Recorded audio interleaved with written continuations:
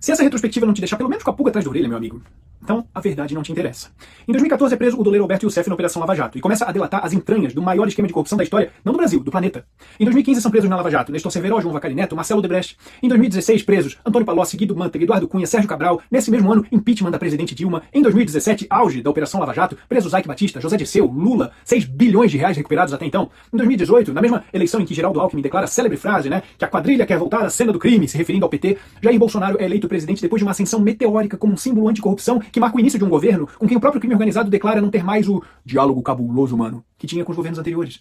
2019, José Dirceu é solto e Lula também deixa a prisão por decisão do STF. 2020, uma série de decisões do STF enfraquecem a Lava Jato.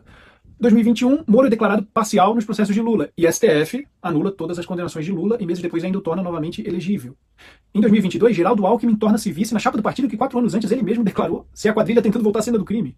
Durante a campanha eleitoral também ficou proibido ligar a imagem de Lula com Nicolás Maduro, apesar da conhecida amizade de longa data. Foi proibido também chamá-lo de ex-presidiário ou ex-condenado, apesar dele haver sido condenado e preso. E jornais e emissoras foram censurados ou multados por suas críticas a Lula. Todas as decisões tomadas pelo TSE, presidido por um ministro do STF. E o homem que poucos anos antes estava preso por corrupção venceu a eleição.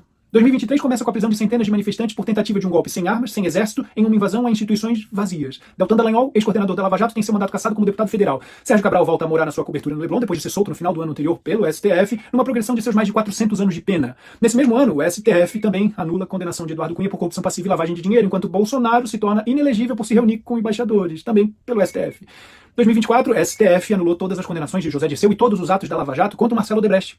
2025, Marcelo Bretas, também ex-juiz da Lava Jato, sofre a mais severa punição para um juiz, aposentadoria compulsória. E STF anula todas as condenações de Antônio Palocci, zeradinho. E ainda em 2025, a STF determina a Bolsonaro o uso de tornozeleira eletrônica e proíbe a sua utilização de redes sociais, entre outras medidas, pelo golpe que nunca aconteceu.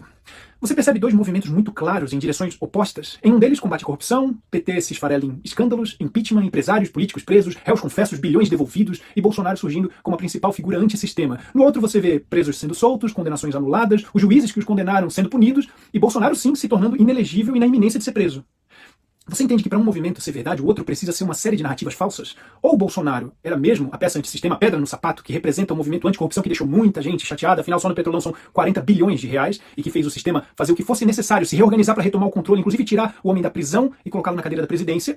Ou esses pobres políticos, empresários, empreiteiras, Partido dos Trabalhadores foram todos injustiçados, tiveram suas condenações anuladas porque eram perseguidos políticos. Ninguém roubou a Petrobras e Bolsonaro sim é que fez parte do sistema corrupto que começou a operar há poucos anos, tentando incriminar esses pobres inocentes, prejudicando o Brasil que vinha funcionando às mil maravilhas antes do Bolsonaro aparecer, não é mesmo?